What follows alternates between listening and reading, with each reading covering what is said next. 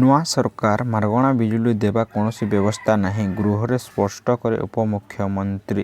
ନିର୍ବାଚନ ପୂର୍ବରୁ BJP 300 unit ମାଗଣା ବିଜୁଳି ଦେବାକୁ କହିଥିଲେ। ହେଲେ ନିର୍ବାଚନ ଜିତି ସରକାର ଗଠନ କରିବାକୁ 3 ମାସ ପୂରିବାକୁ ଥିବାବେଳେ ଏବେ ନୂଆ ସରକାର ମାଗଣା ବିଜୁଳି ଯୋଗାଣ କୌଣସି ବ୍ୟବସ୍ଥା ନାହିଁ ବୋଲି କହିଛନ୍ତି।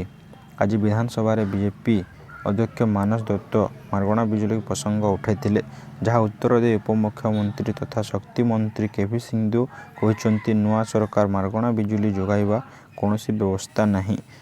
ବିଜେପି ବିଧାୟକ ମାନସ ଦତ୍ତ ପ୍ରଶ୍ନ କରିଥିଲେ କି କେନ୍ଦ୍ର ସରକାର ସୌଭାଗ୍ୟ ଯୋଜନା ମାଗଣା ବିଜୁଳି ସଂଯୋଗ ଦେଉଛନ୍ତି, ଓଡ଼ିଶା ସରକାର ସେଭଳି ବ୍ୟବସ୍ଥା କରିଛି କି? ଉତ୍ତରରେ ଉପମୁଖ୍ୟମନ୍ତ୍ରୀ ତଥା ଶକ୍ତିମନ୍ତ୍ରୀ କନକ ବର୍ଦ୍ଧନ ସିଂହଦେଓ କହିଛନ୍ତି, ମାଗଣା ବିଜୁଳି ଦେବା ବ୍ୟବସ୍ଥା ନାହିଁ, ଯାହା ସଂଯୋଗ ନାହିଁ, ଆବେଦନ କଲେ ଯୋଗାଇ ଦିଆଯିବ।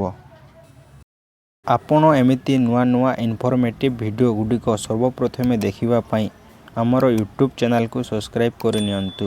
ଧନ୍ୟବାଦ।